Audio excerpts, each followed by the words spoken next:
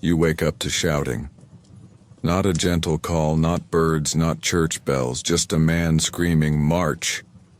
like the word personally insulted him. There is no bed, no mattress, only wet ground, cold mud under your back. Your body aches. You slept, in armor again. Bad idea, but there was no choice. Your chainmail sticks to your skin, like a second, cold metal skin that hates you. You try to stretch. You regret it instantly. Around you, men are waking up. Some groan. Some curse. One man is snoring into a helmet full of rainwater. Another is digging a slug out of his boot with a knife. You're not sure whether you should eat breakfast or apologize to your stomach first. Breakfast. If you can call it that. A chunk of bread. Hard as rock. Probably made last year. You chew carefully. Slowly. Your jaw still hurts from last night's meal. That meal may or may not have included meat. Unclear what kind of meat. There was something green on the side. You hoped it was a vegetable. You wash it down with warm ale. Because water? That's risky. Medieval water was a game of chance. No, time to clean yourself. Not that it matters, you haven't seen your own face in weeks. You splash some dirty water on your cheeks anyway, just for the feeling of it. Your armor smells. Like fear and sweat and regret. Form up, move out. The command comes, loud, sharp, from a man on a horse, who has definitely not walked a mile, like you. The army moves. Men grumble. Armor clanks. Someone already limps after stepping on a sharp rock. The mud pulls at your boots, like it wants to swallow you whole. You haven't even seen the enemy yet, and you're already exhausted. And this is one of the good days. The march begins, not because you want to, because the alternative is desertion, and desertion gets punished, harshly. You trudge forward, step by step, one miserable squelch after another. The mud isn't normal mud. It's thick, sticky. It grabs your feet. You feel like you might leave a boot behind, or a leg, or your soul. You stop for 1 second to fix a strap. Immediately you fall behind. The man behind you glares. His face says, "If you slow me down, again I will eat you." Armor wasn't made for walking. It pinches, it scrapes, it rubs places you didn't know existed. Your shoulders burn. Your thighs scream. Your inner thighs have declared war. You're basically a walking sausage, slow cooking in your own sweat. The smell around you? Terrible. Livestock, rotten onions, fear. Someone passes gas. You regret breathing. You try breathing through your mouth. You regret that too. You pass a dead hedgehog, a broken cart, a toe. Nobody stops. Stopping invites yelling. The sergeant yells anyway. That's his whole personality now. Morale is gone. Some men sing war songs. Some whisper prayers. One man just screams into the wind. Nobody stops him. Honestly, it helps. You think, maybe the enemy will surrender before we get there. Then you realize they're probably thinking the same thing, which means everyone is doomed. A hill appears. Of course, there's always a hill. Every battle loves a hill. You climb. Someone slips and rolls down. No one helps him. He's better off now. Finally, you reach the camp. Or what they call a camp. For the nobles, tents. For you, mud. Slightly less cursed mud. You collapse onto the ground. Congratulations. You've claimed your sleeping spot. The smell hits you. Wet wool, sweat, rotting food, fermented boots. Flies buzz everywhere. Some flies feel like they belong here more than you do. The latrine, a hole. Dug quickly, poorly. No privacy, no dignity. The smell is biblical. You avoid eye contact with everyone. Everyone avoids eye contact with you. Dinner arrives. Stew. It's gray. That's the flavor. Gray. You ask what's in it. The cook stares at you silently. You eat it anyway. You're starving. You hope the meat didn't have a name yesterday. Some men sharpen weapons. Others gamble with dice.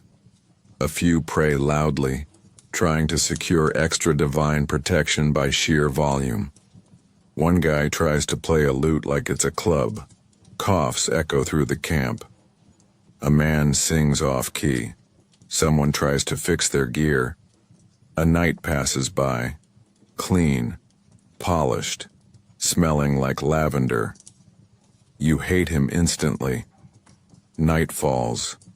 You curl up in your damp cloak, next to a man who snores like a dying horse. You try to sleep. Your brain keeps whispering all the ways you might die tomorrow, or tonight. That goat looks suspicious. It might kick you again. Suddenly a voice. Form up at sunrise. Great, another beautiful day awaits. Morning comes. Cold, damp, unforgiving. Trumpets sound. Men groan. You sit up slowly, wrapped in your lice-infested cloak. Your back cracks. Your knees ache. Your stomach reminds you that the gray stew wasn't very filling. You crawl out of your patch of mud. Around you, others are already moving. Some try to act motivated, most fail. You stand in line. Standing in rows makes people feel like they're in control. It's a lie. But it helps. Then he arrives. The noble commander. Shining armor. Polished helmet. His white horse is cleaner than anyone here. He has that look. The look of someone who has never fallen in mud. He clears his throat. Everyone braces. Men, today we fight for glory. Pause. Someone coughs. Someone else burps. A man sneezes violently. For our king, our land, our honor. The men mutter. Mostly from stomach. Pain. Very little patriotism involved. Look to your brothers. Look to your steel. You glance sideways. The man next to you is shaking. His helmet is on backward. His sword is bent. His eyes are wide. The enemy fears us. They probably don't. They're likely hearing a similar speech on their side. If you die today, you die as heroes. You suppress the urge to ask, can I die as a baker instead? God is on our side. You're not so sure. God seems very busy lately, smiting everyone equally. The speech ends. He raises his sword. Forward! Nobody moves. A few blink. One man sneezes again. The shouting continues. Finally, one man steps forward. The rest follow. Not from courage, mostly from fear of being singled out. The ranks form, or at least, they try. It's more of a clump than a formation. Half are facing the right way, some still adjusting helmets. One man holds a pitchfork. He might be lost. The sergeant barks. Front line, shield wall. Second line, pikes forward. You. Obey, even though the man in front of you is scratching his back with his shield. The man to your left has a spear twice his size. He keeps poking people accidentally. To your right, a man hums a battle hymn. It might be Greensleeves. The lyrics are wrong. The tune is wrong. Behind you, someone breathes heavily, practicing dramatic dying noises. He's not even wounded yet. Just ready. The cavalry waits on the side. Knights sit tall on shining horses. Their armor costs more than your entire village. They look majestic. You, in borrowed boots and rusty chainmail, look like laundry someone forgot to hang. The line moves forward. Slow, uneven. Men step on each other's feet. The mud tries to eat small soldiers alive. Your shield slips backwards. You don't have the energy to fix it. The drumbeat starts. Slow, heavy, ominous, like doom itself keeping rhythm. Men whisper prayers. Some cry quietly. One man lies down and pretends to be dead. Smart move. You take a deep breath. Raise your weapon. Your hands shake. Your stomach churns. Your mouth is dry. The whoosh comes first. Soft, distant, growing louder. Then the shout. Shields up. You scramble. Your shield feels too small, too thin, too homemade. The sky darkens. Arrows. Hundreds of them. Slicing through the air like angry birds of death, they fall. Hard. Fast. Everywhere. The man 2 rows ahead drops. An arrow sticks out of his shoulder. He screams. Someone else curses. Someone sneezes again. Arrows don't land gracefully. They slam, they crack bones. They bounce off helmets, they stick into legs, feet, arms, anything soft, including dignity. You shrink behind your shield. You name it Gerald. You whisper to Gerald, "Protect me and I'll never complain about your dents again." To your left, a man curses the archers. To your right, someone forgot to duck. Behind you, a man yells that he's hit. He's not. He just wants out. The second volley comes. Panic spreads. Veterans crouch. New recruits sob. One man lies flat and pretends to be dead again. He's becoming your hero. The arrows stop. For now. You're alive. Gerald did his job. But now comes the real nightmare. Close combat. No countdown. No heroic music. No slow-motion charge. The line surges forward, more pushed than charging. Men stumble. One man trips. He gets stepped on. No one helps. Helping means dying. Then impact. You slam into another body. Armor hits armor. Flesh hits flesh. Like sacks of potatoes crashing into each other. Forget swordplay. Forget elegance. This is chaos. This is survival. You swing your weapon. Wild. Uncontrolled. No aiming. Just swinging. Metal crashes into metal. Shields splinter. Men grunt. Someone nearby screams like it's a war chant. The smell hits you next. Sweat. Fear. Rotten breath. Onions. There's no personal space. Only panic. You stab downward. You hope it wasn't your own foot. Your helmet fogs up. You can't see. You can't breathe. Someone slams into your ribs. You stumble sideways. There's blood on your glove, not yours. Maybe yours. Who knows? A man swings at your head. You duck. He hits someone else. You exchange glances. No anger. Only survival. You try to remember your training. There wasn't much. Swing hard. Don't die. That's all. You keep swinging. Hitting sometimes. Missing often. Men fall. Some scream. Some go quiet. You don't look. Looking is dangerous. The noise is unbearable. Screaming. Grunting. Weapons clanging. Horses screaming somewhere behind. Man crying for his mother. Someone singing a hymn. Badly. Your ears ring. Your head pounds. Your brain shuts down. You move on instinct. And still, the screaming. Always the screaming. The battle has only begun. The chaos grows.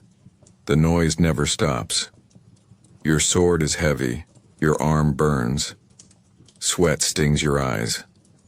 Mud clings to your boots like it's trying to pull you under.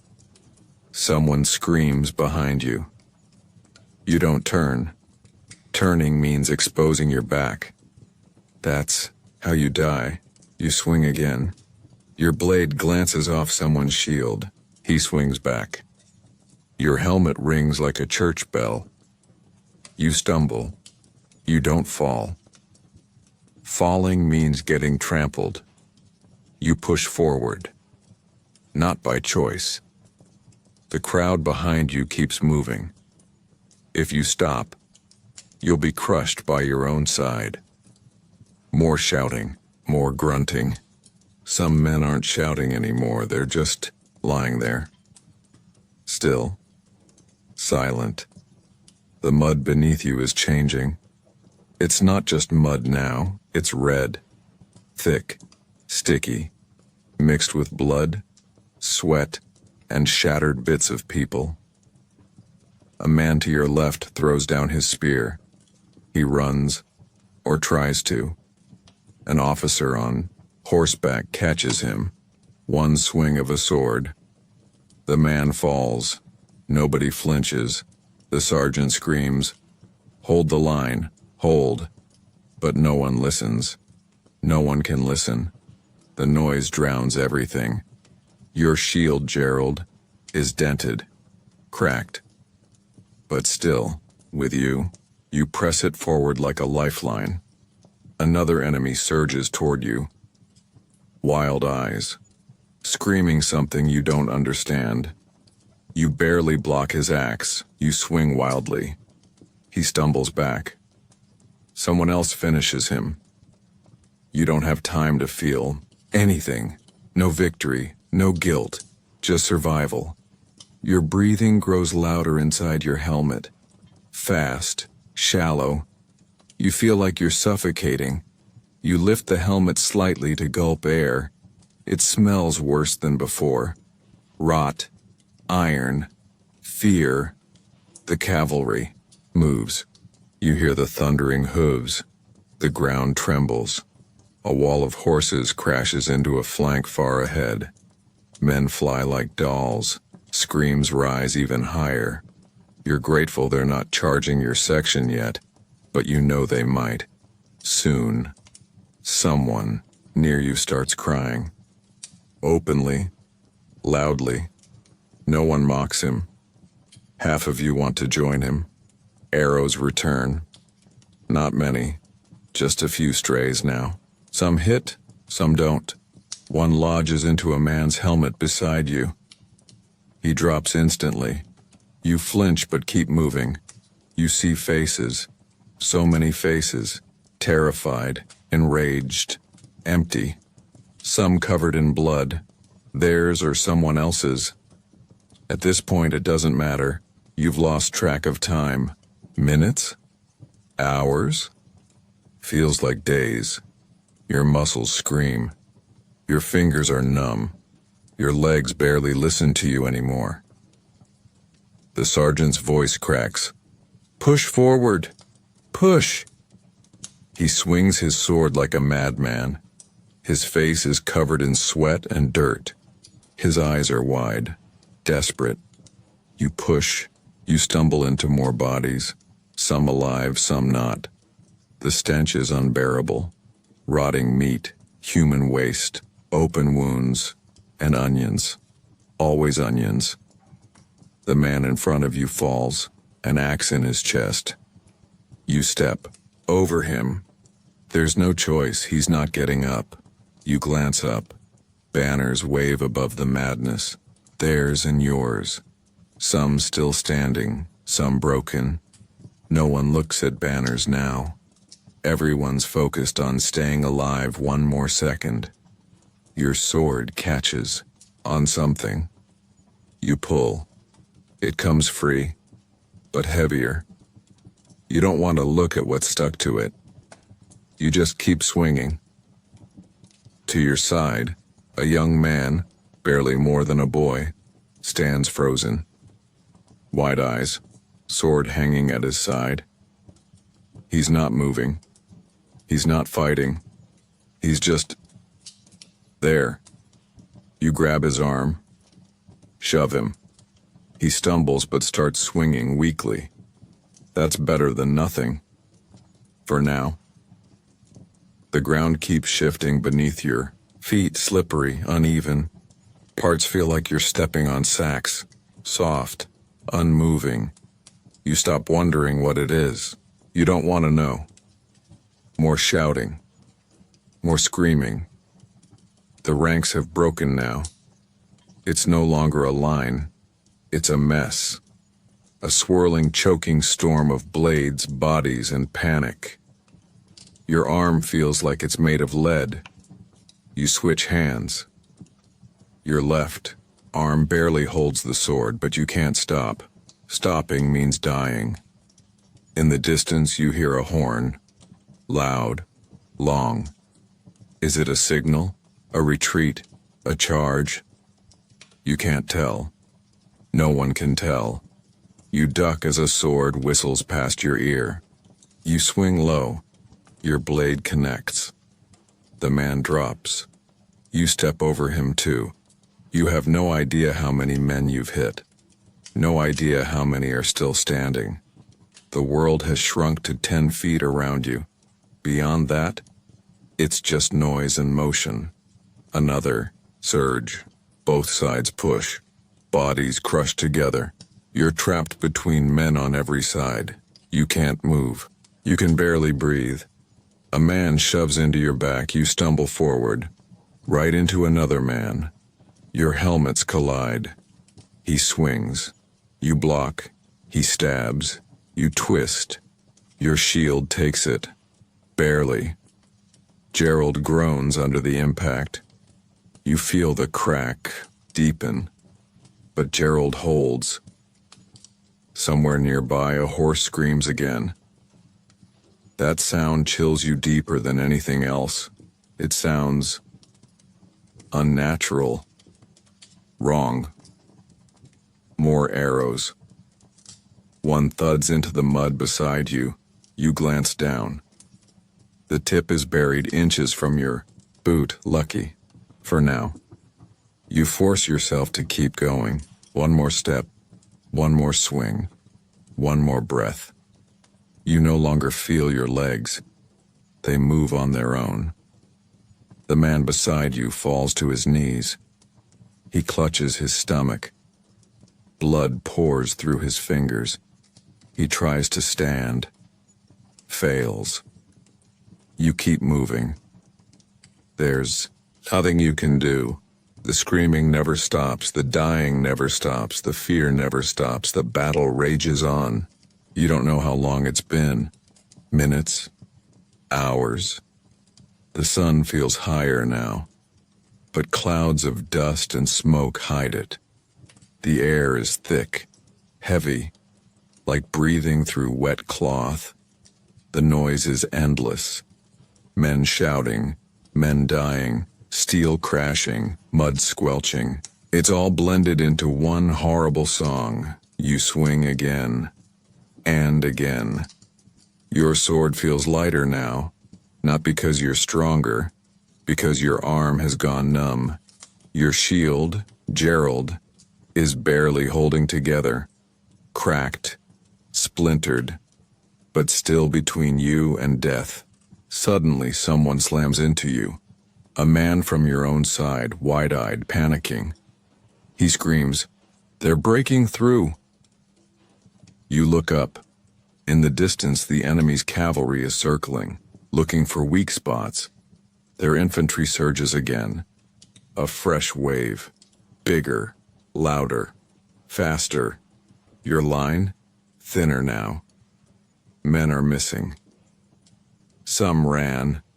Some didn't get the chance. The sergeant shouts again, "Stand firm!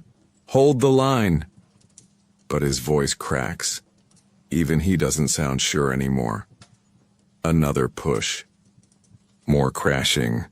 Men fall. You feel yourself getting shoved back. 1 step, 2 steps. The mud pulls at your boots. You fight to stay upright. The man next to you slips. He disappears under a wave of bodies.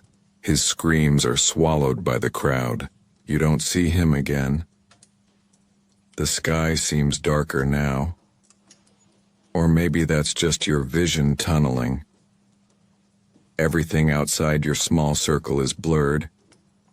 Only your enemy stands clear. He swings at you. You block. You swing. He ducks. The fight continues. You hear trumpets again. Far back. Different sound this time. A signal? Reinforcements? Retreat? No one knows. Your sergeant finally screams something new. "Fall back! Fall back!" His voice is hoarse. His eyes wild. The line begins to break. Panic spreads like fire. Some men turn and run. Others freeze. You're being pulled in both directions. Forward by the enemy. Backward by your own men. The enemy presses harder now. Their war cries grow louder. They smell victory.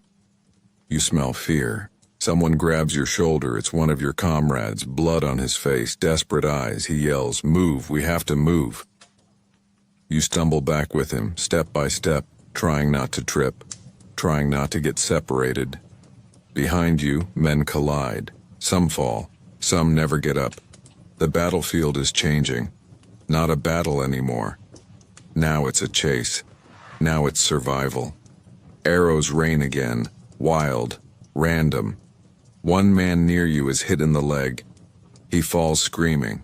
No one stops. No one can. You glance behind you.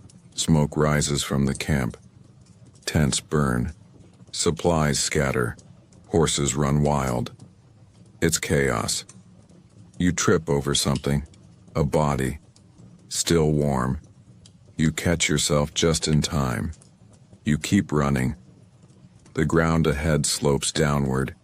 You follow the others. Stumbling, sliding, breathing like your lungs might explode. In the distance, you see a hill. Your officers waving you toward it, trying to regroup, trying to form some kind of defense. If you make it there, the enemy is still coming, shouting, chasing, close. Too close. Your heart pounds. Your legs burn. You feel your strength fading. But you can't stop now. Not yet. The hill is closer. You can make it. Just a little farther. The hill is close now. But close is not safety. Close is just not dead yet. You stumble again. Your legs are barely holding. Your lungs burn with every breath. The mud is thicker here, almost like quicksand. Behind you, the screams continue. The enemy is gaining. You hear them shouting. Their footsteps growing louder. The wounded litter the ground. Some crawl. Some cry for help. Most are silent. You keep running. You have no choice. Your comrade beside you coughs hard. He's limping, now. A red stain spreads down his thigh. He mutters through clenched teeth, "Don't stop, don't stop." You nod. You don't speak. Talking would cost precious air. As you approach the hill, you see the scattered remains of your army trying to reform. Officers wave their arms, screaming commands you can barely hear over the chaos. Form up. Shields forward. Archers prepare. The survivors stumble into rough, crooked lines. Not formations. Just desperate clusters of men clinging to discipline like a drowning man to a floating plank. You reach the line. Your legs feel like they might collapse, but somehow you stay standing. Your comrade drops to one knee, gasping. A young soldier, too young, helps him back up. The boy's hands tremble. His eyes are wide, terrified. You recognize that look. It's the look you had this morning. Officers move along the lines, shouting, "Hold here, hold or die." No one replies. Everyone understands there's nothing left to say. You glance behind you. The enemy crests the far slope, a black wave of movement. Hundreds, maybe thousands. Their banners flap wildly in the wind. Bright colors, symbols of power, of death. Their front line slows, organizing. They're not charging yet. They're preparing. Your officers are doing the same. Archers scramble into position. Some barely have arrows left. Quivers mostly empty. A few archers break spare shafts in half, hoping to reuse broken arrows. Pikemen steady their weapons. Their hands shake. Sweat drips from their brows despite the cold wind. The pikes wobble like saplings in a storm. Then come the cavalry officers. Still clean, still armored like walking fortresses. Their polished breastplates shine in the fading sunlight. One of them rides past your line shouting, "Today you hold this hill. You stand for your king, your country, your brothers." His voice is strong, but you see the fear in his eyes. He knows this could be his last speech. Another officer yells, "If we hold, reinforcements arrive by nightfall." A lie. Probably, but a necessary one. You tighten your grip on your weapon. You whisper to Gerald, your battered shield, "One more time, old friend, just one more." The enemy moves. Drums beat. A slow, steady rhythm. Boom, boom, boom. Their archers step forward first. Boughs rise like a forest of death. Your officers shout, the order you dread.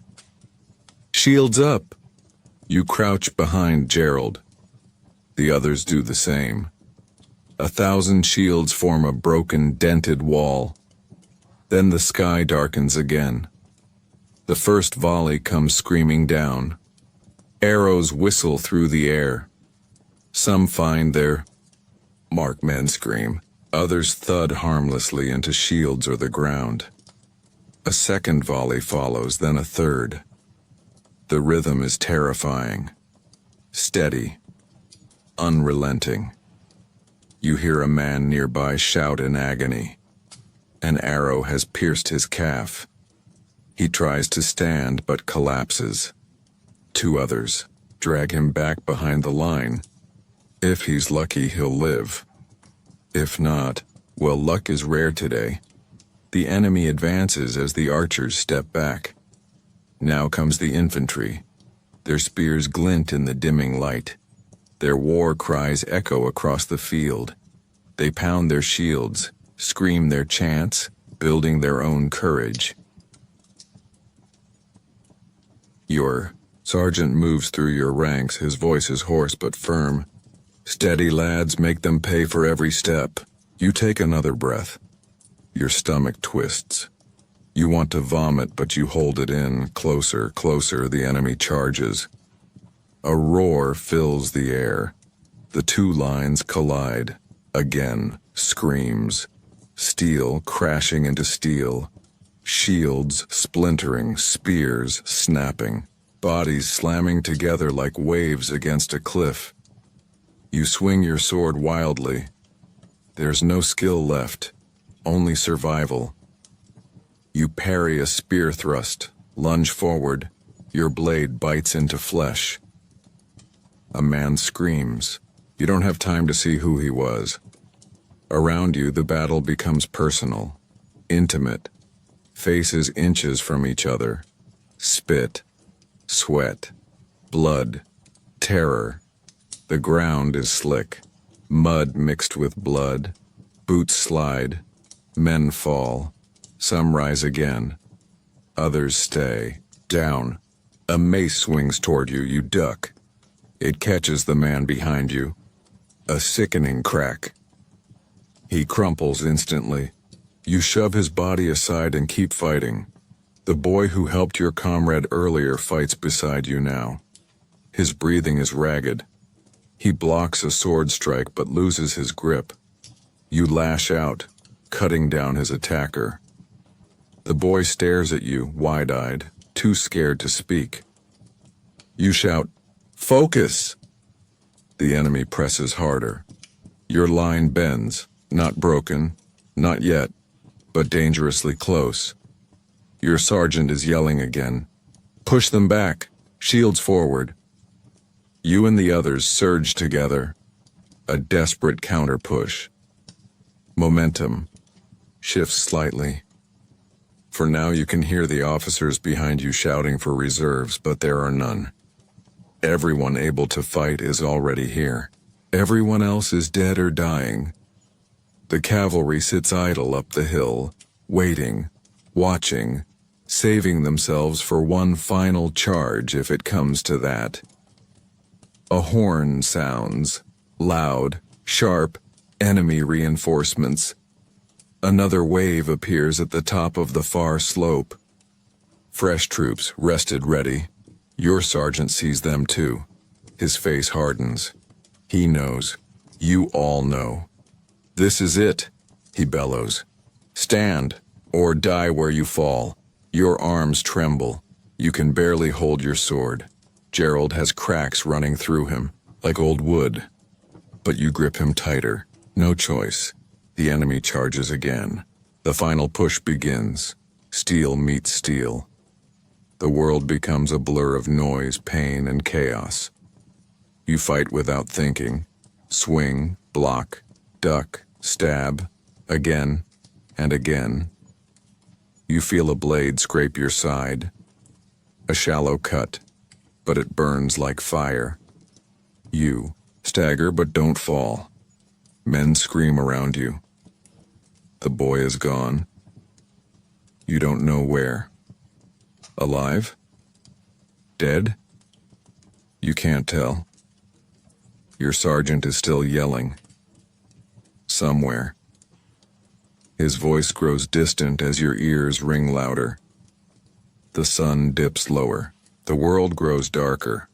The hilltop fight becomes desperate, savage, hopeless, yet you fight. Because that's all there is left to do. Your vision blurs. Your body feels heavy. Every movement is a struggle. But you lift your sword one more time and swing. The sun is nearly gone now. Only the faintest glow remains, painting the clouds in bloody orange.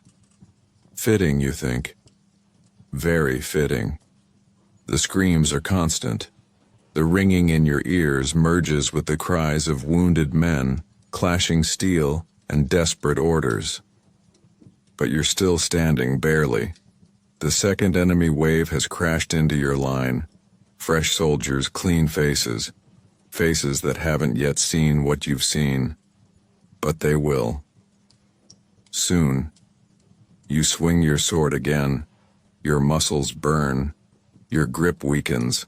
Every swing is slower, heavier. Your body begs you to stop. But you cannot. A man lunges at you. A young man, probably no older than 17. His spear thrusts toward your chest. You knock it aside, more by instinct than skill.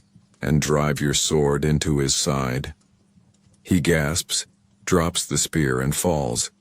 You don't have time to look at him. The next attacker is already upon you. There's no pause, no moment to breathe. Just wave after wave of men trying to kill you. Somewhere to your right you hear your sergeant shouting, "Fall back 2 steps, tighten the line."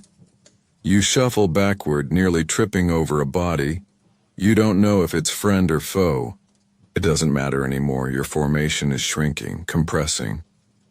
The ground behind you is slick with blood and mud, like walking on rotten meat. The men around you are unrecognizable now. Faces hidden behind dirt, sweat, and terror. You see only the whites of their eyes and the stains of battle on their cheeks. The officers scream, but few can hear them. The din of battle has swallowed their voices. Orders are replaced by instinct and desperation. Someone beside you, a soldier you shared breakfast with this morning, takes a sword to the neck. He collapses in a heap, his blood spraying across your face. You don't react. There's no time for grief. No time for anything but survival. The cavalry moves suddenly. At last. You hear the thunder of hooves behind you. The heavy sound of war horses charging down the slope. The ground shakes beneath your feet. The nights, pristine and shining hours ago, are now just as filthy as the rest of you, but still towering in full plate, like iron giants. Their lances lowered. The enemy's flank sees them too late. The crash is brutal.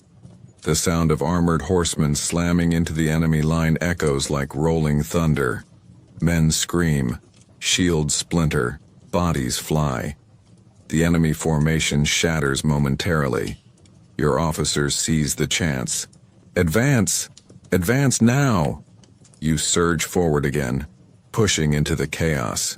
Your tired legs protest, but adrenaline carries you. You raise your sword and strike. This isn't fighting. This is butchery. Every man swings wildly. Precision died hours ago. Your shield, poor Gerald, takes another blow. A crack widens down its center, but it holds. Barely. You find yourself face to face with another enemy soldier. You both hesitate for a brief moment, equally exhausted. His blade wavers. So does yours. Then, in a desperate gamble, you lunge forward. Your sword punches through his armor seam. He gurgles and drops. You stumble forward, almost falling on top of him, but manage to stay upright. You're too tired even to feel triumph. All around you, the battle ebbs and flows like a sickening tide. Men advance. Men fall. Men scream for their mothers, for mercy, for death. The ground itself is a nightmare. Boots slip constantly. More than once you see men pulled down by the mud, only to be trampled or cut apart before they can rise. At one point, your foot sinks so deep you almost lose your boot entirely. You yank. It free just in time to sidestep a wild spear thrust aimed at your ribs. The near miss sends your heart racing anew. Your sergeant staggers past you, bloodied but alive. His helmet is gone. A long gash runs down his temple. He locks eyes with you and roars, "Don't stop, lad. Not now." You nod, breathless. You won't stop. You can't. The enemy is breaking now. You feel it. They've lost momentum. Their charge failed to break your hilltop defense. Some are already fleeing, dropping shields and weapons as they run back down the slope. Others fight on stubbornly, trapped in the melee. One man drops to his knees before you, throwing his sword aside, hands raised in surrender. But before you can decide what to do, another soldier from your side slams an axe into his back. No mercy. Not today. The enemy's retreat turns into a rout. Scattered, broken, leaderless. Their remaining officers shout in vain to regroup their men, but fear spreads faster than courage. You watch as groups of them scatter down the hill. Your cavalry rides them down, cutting through stragglers like wheat. The screams of the dying mix with the distant horn blasts of retreat signals. It's over, not officially, but for you. For now, the worst has passed. You stand, chest heaving, arms hanging uselessly at your sides. Your sword is heavy like lead. Your hands shake uncontrollably. Your knees threaten to buckle. The field is unrecognizable. What was once green is now black and red. Bodies lay everywhere. Many you knew. Many you didn't. The smell hits you fully now. Blood. Mud. Waste. Burnt flesh. The thick metallic scent fills your lungs with every breath. Men walk among the dead, searching for survivors, or finishing off those too wounded to fight again. The moans of the dying haunt the air like restless ghosts. You drop to your knees. Not out of grief, just exhaustion. Your body simply gives out. Gerald lies beside you now, cracked, battered, but still whole. You pat the shield gently, whispering, "You did good, friend." Your sergeant approaches slowly. He places a hand on your shoulder. His voice is hoarse but steady. "You made it, lad. You held." You look up at him, too drained to speak. He nods once, solemnly, then moves on to check the others. Night falls fully. The stars emerge above the blood-soaked hill. The wind carries distant cries. The dead far outnumber the living, but you are still breathing. For tonight at least you live. The battlefield lies silent now. Silent, but not peaceful. Nothing about this ground will ever be peaceful again. Bodies litter the slope like discarded dolls. Some twisted, some half buried in the muck. Some so broken you can't even tell who they once were. The blood has pooled into the soil, creating a thick, sticky paste beneath your knees. Your legs are too weak to stand. Your hands tremble, your mouth is dry, your vision swims in and out of focus. You're alive. And somehow that feels almost wrong. Around you, the survivors begin to stir. Men walk stiffly between the fallen, heads lowered, searching for familiar faces. Some shout names. Most get no answer. One man you barely recognize sits nearby, sobbing into blood-soaked hands. Another paces aimlessly, muttering the same prayer over and over again. A few are simply staring, vacant eyes locked onto nothing, lost in some private hell. The cries of the wounded drift through the cool night air. Some beg for help. Some beg for death. Most simply moan, their voices hollow and broken. A group of squires arrives with torches. The flickering light casts long shadows over the carnage, making the broken bodies look even more grotesque. The squires aren't soldiers. Their faces pale as they move through the dead, checking for any signs of life, trying not to gag at the smell. You feel someone tug at your arm. It's your sergeant. His face is pale, but his voice is steady. "Up, lad. We have to move." You nod weakly and push yourself to your feet, swaying for a moment before regaining balance. Your sword hangs limp at your side. Your shield, poor faithful Gerald, has been left behind somewhere on the field. You don't even care. The walk back to camp is quiet. No songs, No victory chants, only the sound of boots squelching through, blood-soaked mud and men trying not to vomit. As you approach the camp, you see the tent still standing. Small fires burn low, and the smell of weak stew hangs in the air. But there's no celebration here. Only the quiet work of tending to the living and sorting the dead. A few women, camp followers, cooks, washerwomen, move between the injured, offering what little comfort they can. Clean bandages are scarce. Water is dirty. Pain relief is limited to strong drink or sharp knives. You pass a cart piled high with broken weapons and bent armor. Another cart follows behind, loaded with bodies covered by thin, stained sheets. The reality of war sinks deeper into your bones. You drop onto a patch of ground that vaguely resembles dry earth.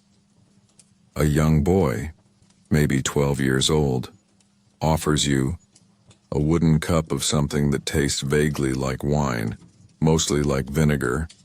You drink it anyway. Anything to wash the taste of fear out of your mouth. The sergeant sits beside you, exhaling heavily. "We held the hill," he says softly. You nod. "Was it worth it?" you ask, your voice barely audible. He doesn't answer right away. His gaze is fixed on the distant fires of the enemy's camp. What's left of it anyway? Finally, he mutters, "Ask me tomorrow." The camp is a strange place now. Half empty, half full. Some tents stand dark and silent, their occupants gone forever. Others are filled with groaning men, each one tended by harried medics doing their best with what little they have. Officers walk between the fires, heads low, speaking in hushed tones. Plans are being made for tomorrow, for cleanup, for counting losses, for digging graves. There's always more work after a battle. The killing is the loud part. The aftermath is the quiet horror that follows. You glance down at your hands. Still shaking, still stained, still not your own. Nearby, someone coughs up blood. A young man cries softly for his mother. Another screams in pain as a surgeon digs for an arrowhead with a crude iron hook. No one dares to scream too loud. They know it's wasted breath. The night drags on. The sky grows darker, stars peeking through a thin veil of smoke. You try to sleep. But every time you close your eyes, you see the faces. The man you stabbed. The boy who fell next to you. The friend who never stood up again. You lie there, staring at nothing, listening to the symphony of agony around you. Your body is exhausted, but your mind refuses to rest. Tomorrow will bring more work, more orders, more death. But for now, you simply exist. A breathing, broken piece of what used to be an army. You survive the battle. But survival is not victory. The war isn't over. Morning arrives. Not with glory. Not with victory. Just with cold air and the grim stench of rotting flesh that hangs thick over the camp like a curse. You open your eyes. For a brief moment you forget where you are. Then your body reminds you. Aches, bruises, stiffness in every joint. Your back feels like it was hammered overnight. Your legs burn. Your head is foggy. The cries have quieted now. Most of the wounded have either stabilized, or they haven't. The healers work in silence, their faces hardened. They've seen enough blood to last several lifetimes. There's no heroism here. Just bandages, stitches, amputations, and whispered prayers. A thin mist crawls across the ground, As the sun struggles to rise, smoke still curls upward from dying fires. The battlefield lies quiet behind you. The crows have already arrived. So have the scavengers, the two-legged kind. Men sent to strip armor, weapons, and anything valuable from the dead before burial. You try not to watch. You fail. The bodies look smaller in the daylight, less like enemies, more like people. Some still have eyes open, staring toward the gray sky as if waiting for an answer that never came. You spot a man you recognize from your own village. He'd made jokes in the march. He's not joking now. His helmet is missing. So is most of his head. You turn away and swallow hard. Your sergeant appears again. He's chewing on a piece of stale bread, as if eating is just another duty. Up, he says simply. Work to do. You want to argue. You want to scream that you've done enough, but you don't. Because in war, surviving means obeying. So you stand. The first task is digging graves. Hundreds of them. Mass pits mostly. There's no time or space for individual markers. The nobles will get proper burials later. The rest will be covered quickly, their names forgotten before the next sunrise. The priests mutter their rites over the piles of bodies. You're not sure if God is listening. You're not sure if God ever was. As you dig, your shovel hits something soft. You close your eyes and keep digging. Everyone does. There's no room left for feeling, only for finishing. By midday, you're covered in sweat and mud and things you don't want to name. Your hands blister, your stomach churns. The smell is overwhelming. The buzz of flies is constant. Occasionally you see officers passing by inspecting the scene. Some take notes for the records. Others just shake their heads and walk away. The commander is nowhere to be seen.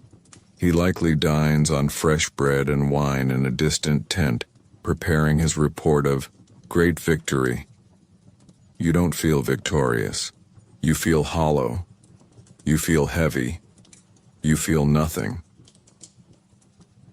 In the afternoon, the camp receives news.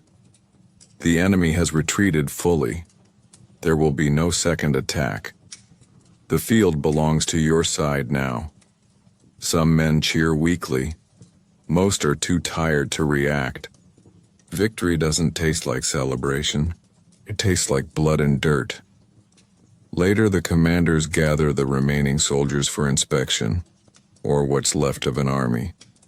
Half of the faces are new replacements. Boys mostly. Fresh recruits, barely old enough to grow beards. They look at you with wide eyes as if you're some kind of veteran now.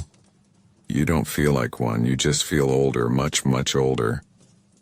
The captain gives another speech about duty, about sacrifice, about honor. You barely listen. The words bounce off you like arrows on proper armor. You've heard enough speeches. You've seen what those speeches lead to. That night, the camp is eerily calm. Fewer voices. Less laughter. More staring into the fire. Men sit in small groups, sharpening blades that may never be used again, or quietly weeping when they think no one is watching. You lie in your cloak, staring at the stars. Somehow the sky remains beautiful despite the horrors below. You wonder if those stars look down on every battlefield the same way. If they even care. Sleep comes fitfully. Dreams of flashing steel, screaming men, and faces frozen in pain haunt your rest. You wake up several times gasping, sweating, heart racing. This will not go away soon. Maybe not ever. The next morning brings marching orders. Not another battle this time. Just the long, cold walk back to somewhere slightly safer. A different camp. A different war front. Same misery. Same mud. You pack your gear silently. Your chainmail still stinks. Your boots are stiff with dried blood. Your sword hangs at your side, heavier than ever. The march begins. Boots crunching on frozen ground. No songs, no banners waving proudly, just a grim column of survivors, one foot in front of the other. As you walk, you pass more men heading toward the front. Fresh recruits, full of nervous energy. Their armor still shiny, their eyes still full of hope. One of them smiles at you and says, "Is it really as bad as they say?" You meet his gaze, you want to tell him everything. The terror, the screams, the stink, the guilt, the emptiness. You want to tell him to run, to go home, to become a farmer or a carpenter or anything else. But you don't. Because you know he won't listen. No one ever does. Instead, you simply nod and say, "Worse," and you keep marching, because that's all there is left to do.